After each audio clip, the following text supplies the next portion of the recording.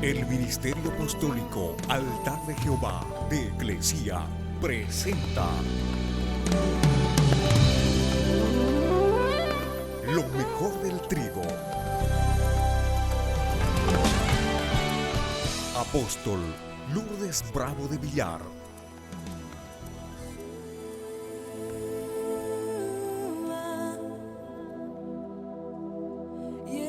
Lucas capítulo 2, verso 40.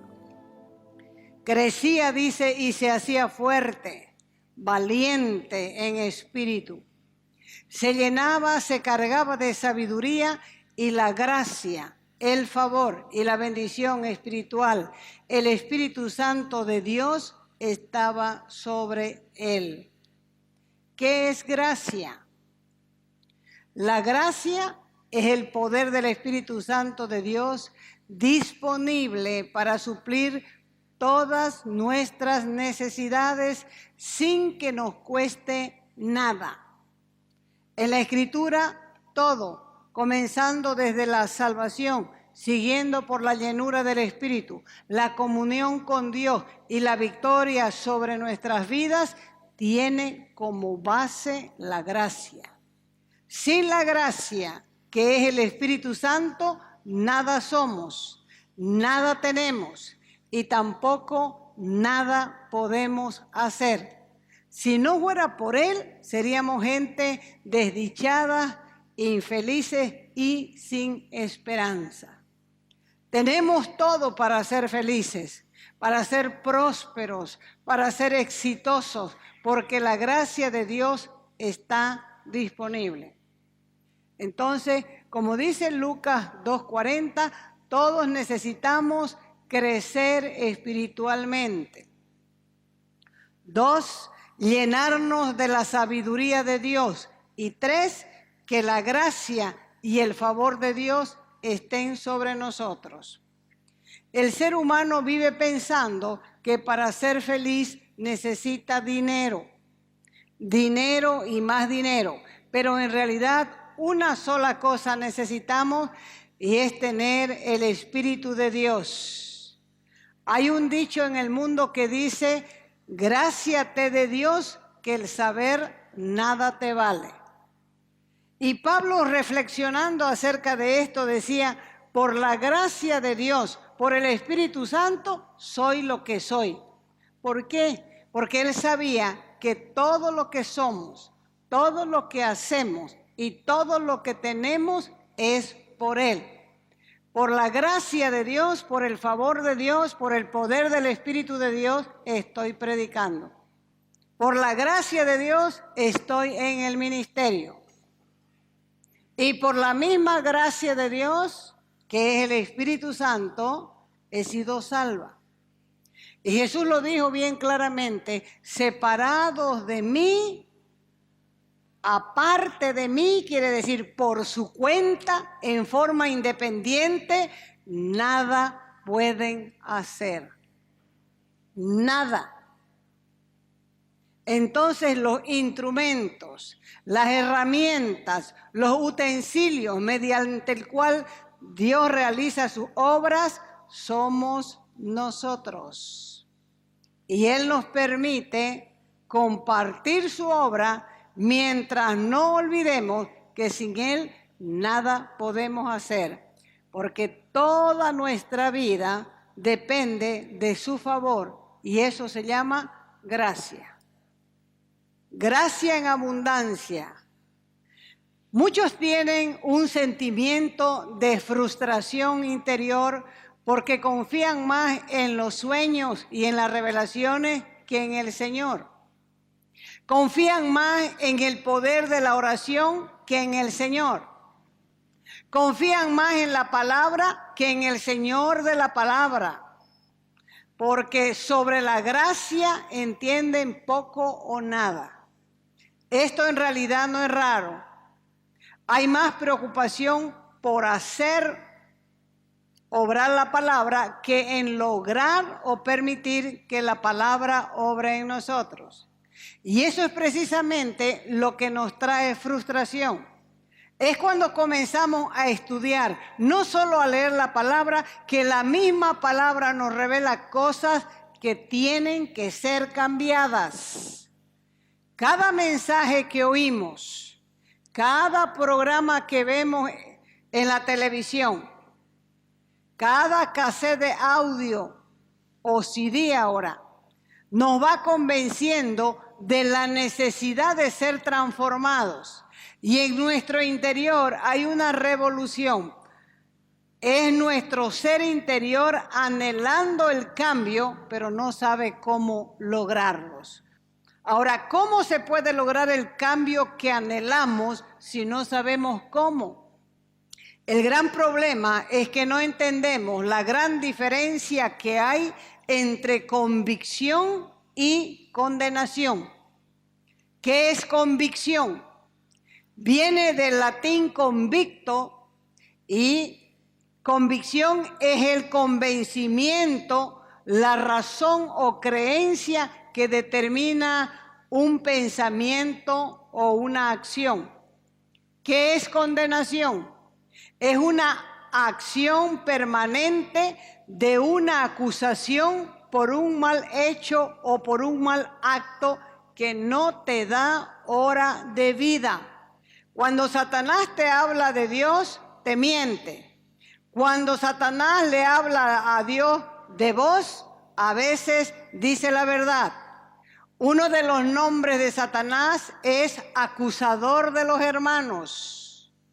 Y es en la presencia de Dios que le recuerdan cómo andan sus santos. A veces nosotros mismos sentimos esas acusaciones acerca de algún hermano. Ejemplo, a veces es como si alguien le dijera a uno, mira lo que hace fulano. O mira como estos no están haciendo nada.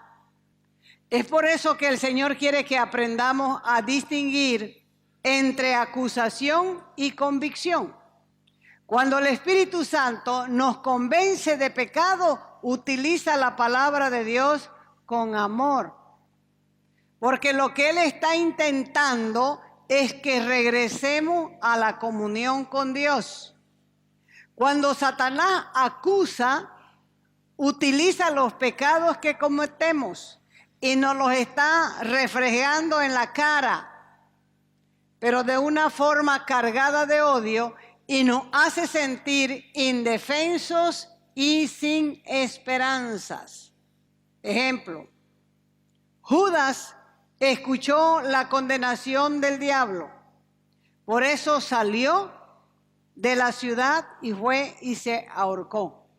Pedro sintió convicción, lloró amargamente por su pecado y como resultado volvió a tener comunión con Dios. Cuando escuchamos las acusaciones del diablo, aunque bien pueden ser ciertas por causa de nuestros pecados, entramos en desesperación y sufrimos una parálisis espiritual porque no podemos avanzar. Muchos cristianos se quejan diciendo, llegué al extremo, he ido demasiado lejos y el Señor no volverá a aceptarme. Quiero decirte que cuando te sientas así, es seguro que Satanás te está condenando, te está acusando. De ahí viene la idea que tenemos que orar más, leer más, y eso es por falta de conocimiento de que es el Espíritu Santo quien actuará en nuestras vidas para hacer los cambios necesarios. Lo que se debe hacer es arrepentirse y pedirle ayuda al Señor, porque Él mismo fue el que dijo, sin mí nada podéis hacer. Nadie puede cambiar en sus fuerzas, ni siquiera lo intentes. Necesita el Espíritu Santo para cambiar. Eso no es nuestra tarea. Pablo le escribió a los Corintios en 2 de Corintios 3:18. Les dijo, somos cambiados o transformados de gloria en gloria por el Señor. ¿Y por qué queremos transformarnos si solamente Él es el que puede transformarnos? Cuando conquistaron la tierra de Canaán, quedó registrado en Deuteronomio 7:22, no podrán vencer de una sola vez al enemigo, sino que al enemigo se lo vence poco a poco. Dios no te muestra todas las áreas que tienes que cambiar. Porque si Dios te mostrara todas las áreas que tienes que cambiar de una sola vez, no quedaría uno sentado aquí. Lo primero que diríamos, esto es imposible, no puedo cambiar, son muchas cosas. Por eso es que al enemigo se lo vence poco a poco. Y fíjense que humanamente no solo tratamos de cambiar nosotros mismos, también queremos que cambien nuestros cónyuges, nuestros hijos, nuestra circunstancia y todo lo que creemos que es la raíz y la causa de nuestros problemas. Pero mientras la frustración continúe, es porque estamos tratando de hacer algo que es imposible. Y cuando estamos tratando de cambiar y de hacer algo que es imposible, estamos trabajando bajo la ley. Y la ley solo muestra el pecado, pero no cambia a nadie. Es por eso, todos los que dependen de la ley quieren o buscan ser justificados por la obediencia a los rituales de la ley. Pero los rituales de la ley están bajo maldición y destinados al desengaño y a la destrucción. El trabajo de santificación es un trabajo conjunto. El Espíritu Santo nos muestra y nosotros aceptamos lo que Él nos muestra. Gálatas 3:10 dice: maldito o maldecido, destinado a destrucción, sentenciado al castigo eterno, sea todo aquel que no persista en todos los preceptos y mandamientos escritos en el libro de la ley para ponerlos por obra. La ley fue escrita para mostrarnos que nadie podía dejar de pecar sin el Espíritu de Dios. La ley nos condenaba, porque la ley era una serie de ritos y ordenanzas que nadie podía cumplir. Tenemos que entender que todo esfuerzo por cumplir la palabra nos pone bajo la maldición de la ley. ¿Por qué? Porque estamos tomando la palabra de Dios y convirtiéndola en ley, tratando de obedecerla, y no tomándola como promesas que Dios cumplirá en nosotros. Y cada vez que nos sometemos a la ley, nos exponemos a ser infelices. Puede ser religiosidad, puede ser condenación, puede ser que una ley autoimpuesta. Por eso es que la gente que vive así no es feliz. No porque falta de fe, no te falta fe porque lo haces pensando. Lo que pasa es que lo haces pensando que es la única manera de agradar a Dios.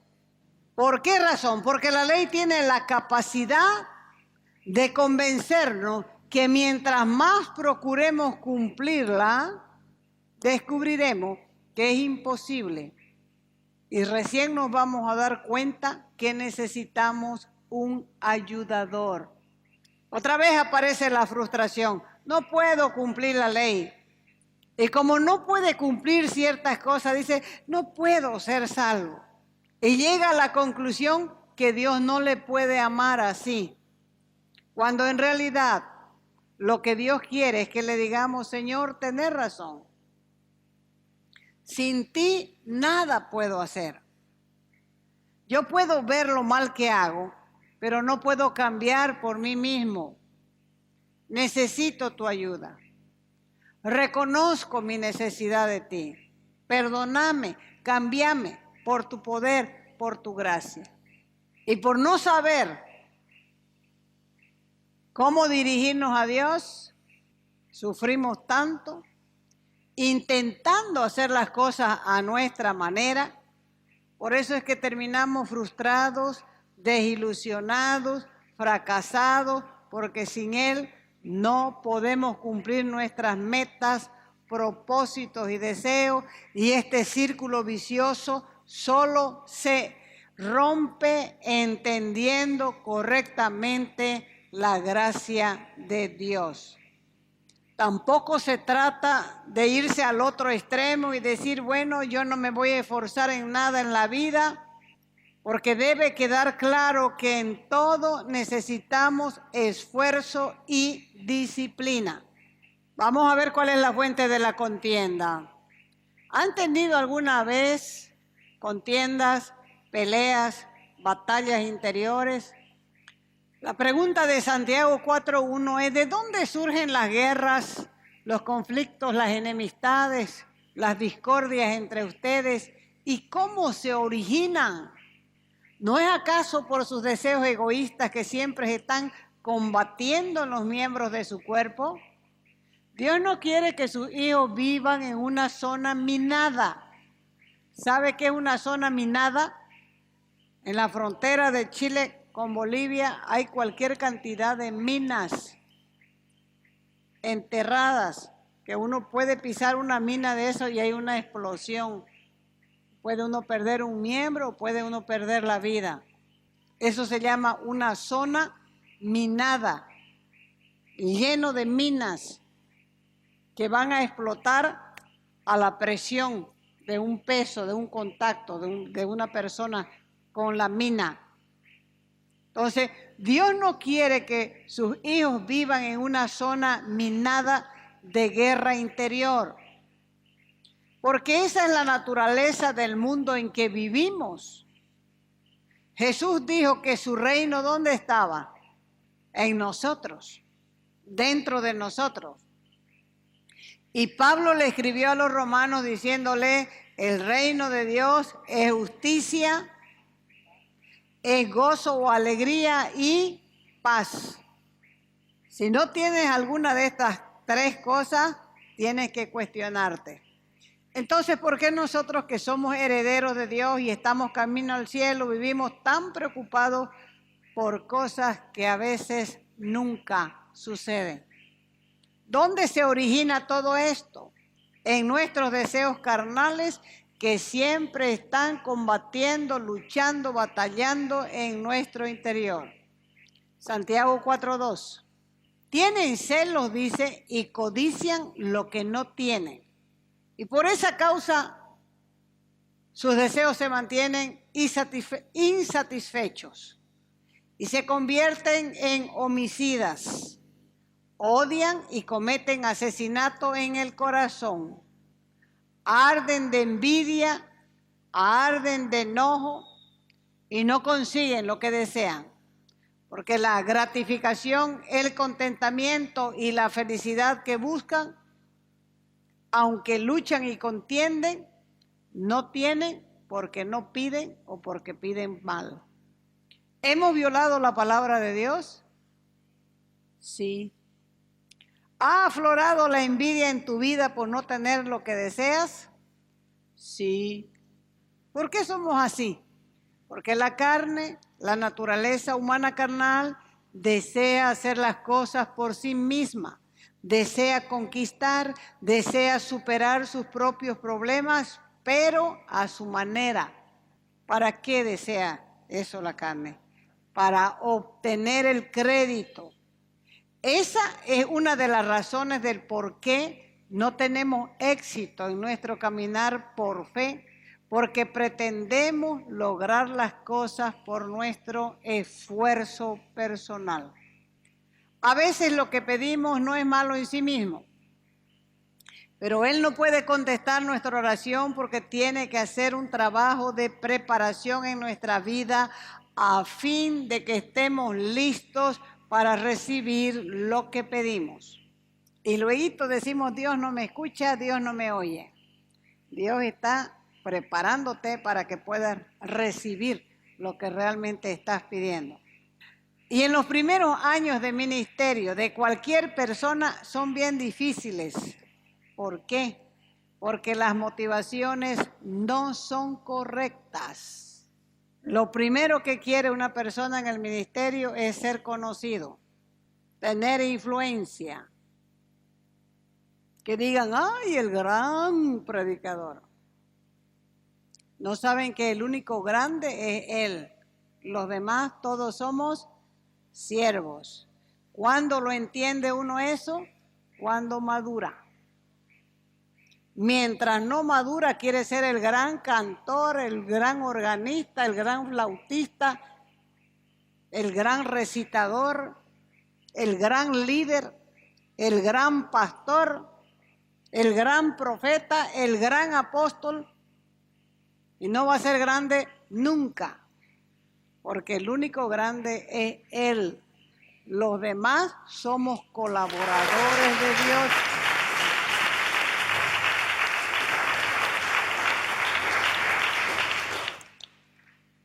Nuestros motivos, escúchelo bien, tienen que ir siendo paulatinamente purificados.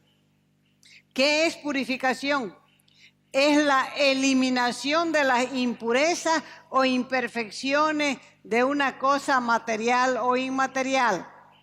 Así como se purifica el aire, también se purifica el alma. Y eso no ocurre de la noche a la mañana. Cuesta tiempo, tiene su proceso, cuesta hacer un siervo de Dios. Pero el crecimiento comienza cuando el siervo se da por vencido y se rinde definitivamente. Cuesta hacer un buen siervo de Dios. Pero el crecimiento comienza cuando el siervo se da por vencido y se rinde definitivamente. La gracia es un favor inmerecido, pero también es mucho más que eso. La gracia es el poder del Espíritu Santo tratando con nuestro ser hasta someter las tendencias pecaminosas que viven en nuestro ser interior. ¿Cuál es esa tendencia según Santiago 4:4? Dice, oh almas adúlteras, ¿no saben que la amistad del mundo es enemistad hacia Dios? Por lo tanto, el que quiere ser amigo del mundo se constituye en enemigo de Dios. Porque la tendencia del ser humano es como una esposa infiel. Siempre quiere tener amoríos con el mundo. Porque la tendencia natural es darle la espalda a Dios, confiar en nosotros mismos o en otros, en lugar de pedirle a Dios que Él haga la transformación, que Él haga el cambio. Esa es la tendencia de la carne y no la manera como Dios quiere que reaccionemos. Cuando nosotros reconocemos nuestra necesidad, Dios nos da más y más gracia y mayor poder del Espíritu Santo para superar totalmente esta y todas las tendencias hacia el pecado. La Escritura dice que Dios resiste a los orgullosos y arrogantes. ¿De dónde viene ese orgullo? ¿Por qué Dios resiste a los orgullosos y a los arrogantes? Esos son los que piensan que pueden prescindir de Dios para solucionar sus problemas. Entonces, el orgulloso siempre piensa que puede prescindir de Dios y que va a solucionar sus problemas. Pero Dios nos asiste permanentemente con su gracia. Y hay que ser lo suficientemente humilde para recibirla, pero también para pedirla. Las bendiciones de Dios no se pueden comprar con la fe, ni con dinero. solo son por gracia. Lo curioso es que venimos al Señor tal como somos, confiando en su sangre para la limpieza de nuestros pecados. Y estamos agradecidos por eso, porque sabemos que ese perdón y esa limpieza no la merecíamos. Pero de ahí en adelante, ¿qué pasa? Se olvidan de dónde Dios los sacó. Se olvidan totalmente. Y se hacen orgullosos, se hacen arrogantes y no se dejan enseñar con el Espíritu Santo. Escuche esto, que es una buena noticia. Si Dios quisiera bendecir solo a la gente perfecta, no podría bendecir a nadie, por cuanto todos pecaron y están destituidos de la gloria de Dios. Así que entiéndanlo. Ninguno merece algo bueno de parte de Dios, pero eso no nos impide recibir la salvación. Entonces, ¿por qué habría de impedir que recibamos sus abundantes bendiciones? La razón es que una vez que somos salvos por gracia, inmediatamente cometemos el error de dejar de lado la gracia para empezar a vivir por las obras. Hay que poner el corazón en lo que uno ama, en lo que uno quiere.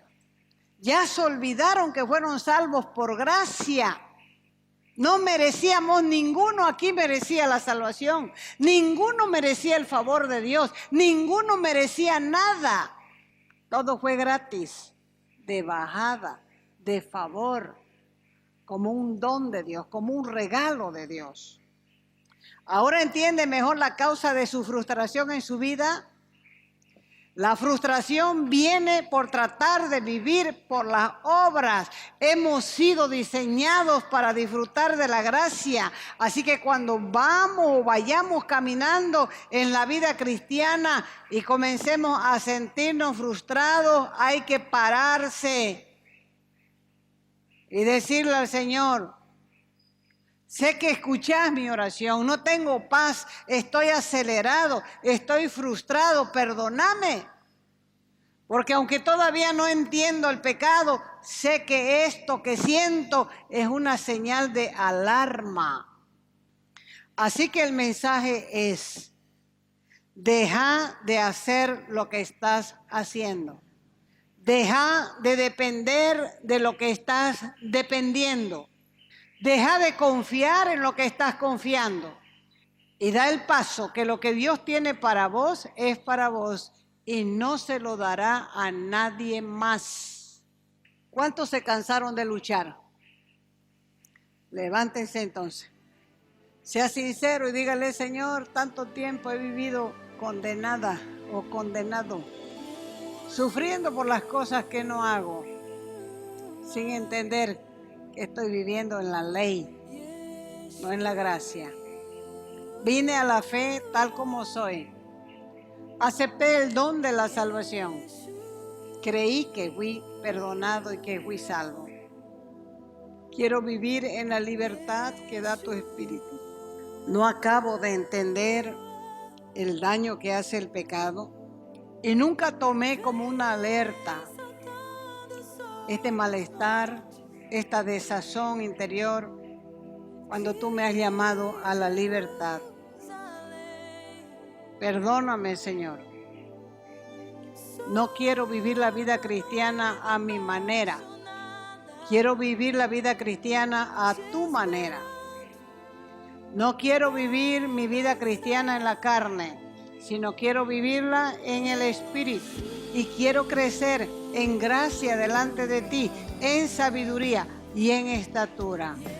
Quiero dejar de depender de lo que estoy dependiendo y de lo que juzgo que es bueno.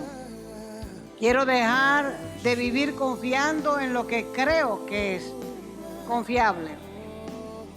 Y quiero dar un paso adelante, porque sé que lo que tienes para mí no se lo vas a dar a nadie, porque lo que tienes para mí es mío, es un regalo tuyo para mí. Te bendigo, Dios. Ayúdame a suspender todo mi esfuerzo humano y a depender más de tu Espíritu. Yo reconozco que he sido diseñado para disfrutar de tu gracia, porque no esperas que sea perfecta o perfecto para recibir tus bendiciones. Gracias, Dios.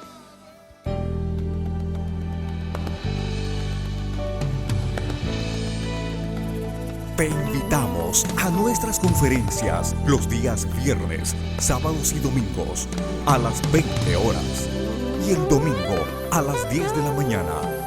Calle Nicolás Suárez, esquina Félix Pinto,